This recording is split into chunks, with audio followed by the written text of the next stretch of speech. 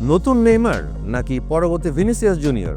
মাত্র 17 বছর বয়সে যার জন্য দৌড়াচ্ছে ইউরোপের সেরা ক্লাবগুলো। হ্যাঁ, বার্সেলোনা, আয়াক্স, এমনকি ইংল্যান্ডের প্রিমিয়ার লিগের ক্লাবগুলো দৌড়াচ্ছে তার জন্য। কে তিনি? তিনি হলেন রায়ান রোবের্তো, ফ্লেমিঙ্গোর বিস্ময় বালক। চলুন জানি কে এই তরুণ, কেন সবাই বলছে তিনিই হতে পারেন ব্রাজিলের পরবর্তী মহাতারকা।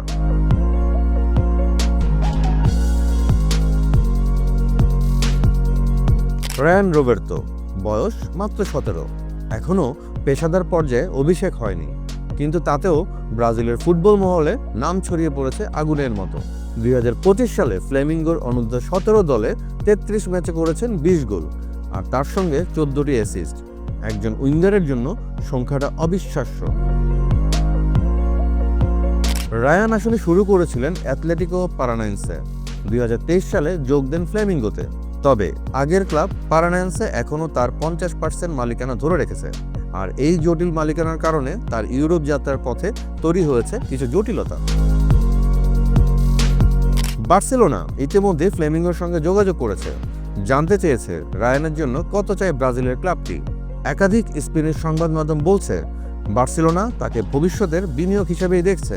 তবে শুধু বার্সেলোনা না, আয়াক্সও তাকে মনোযোগের কেন্দ্রে রেখেছে। ইংলিশ ক্লাবগুলো লুকিয়ে লুকিয়ে খোঁজ রাখছে রায়ানের উন্নয়নের।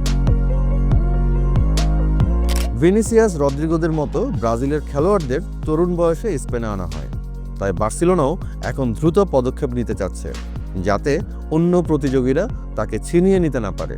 ট্রান্সফার মার্কেটের ব্রাজিলিয়ান ফুটবল বিশেষজ্ঞ থিয়াগো রাভেলো রায়ানকে নিয়ে বলছেন, ফ্ল্যামিঙ্গোর সেরা প্রতিবাদের মধ্যে অন্যতম সে।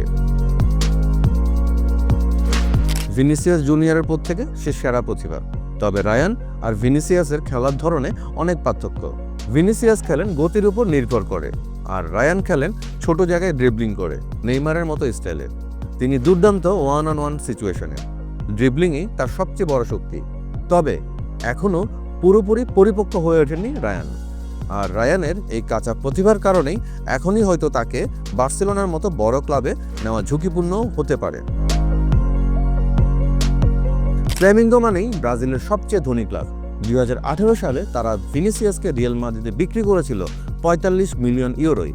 সেটাই এখন পর্যন্ত তাদের সর্বোচ্চ বিক্রির রেকর্ড। তবে রায়ানের ক্ষেত্রে তারা কোনো তাড়াহুড়ো করতে চায় না। গ্লোবো এবং মেইল অনলাইন জানিয়েছে ফ্লেমিঙ্গো 15 থেকে 20 মিলিয়ন ইউরোর নিচে তাকে ছাড়বে না। তারা মনে করে এই প্রতিভাকে ধরে রাখলে ভবিষ্যতে আরও বড় ট্রান্সফার ফি আদায় সম্ভব।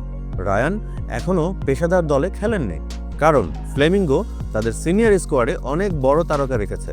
তবে ক্লাব এখন রায়ানকে প্রথম দলে বা স্কোয়াডে আনার পরিকল্পনা করছে 2026-এর আগেই। এই মুহূর্তে যদি ইউরোপের কোনো ক্লাব তাকে কিনতেও চায়, তাদের পারানাইনসের 50% মালিকানার বিষয়টিও সমাধান করতে হবে। এই দিক থেকে রায়ানের দলবদল হতে সময় লাগতে পারে, কিন্তু আগ্রহের ঘাটতি নেই কোনো দলের মাঝেই। Neymar, Vinicius, Rodrigo. ব্রাজিল সবসময় বিশ্ব ফুটবলে জন্ম দিয়েছে জাদুকরদের। এবার কি সেই তালিকায় যোগ হতে চলেছেন রায়ান রোবের্তো? আপনি কি মনে করেন, রায়ান উপযুক্ত বার্সেলোনার জন্য, নাকি তার আরও সময় দরকার? কমেন্টে জানান আপনার মতামত। আর এমন ফুটবল বিশ্লেষণ পেতে সাবস্ক্রাইব করুন বাংলা ফ্লো ইউটিউব চ্যানেল। সঙ্গে যুক্ত থাকতে পারেন বাংলা ফ্লোয়ের ফেসবুক, ইনস্টাগ্রাম এবং টিকটকেও, কারণ ফুটবলের ভবিষ্যতের গল্প এখানেই।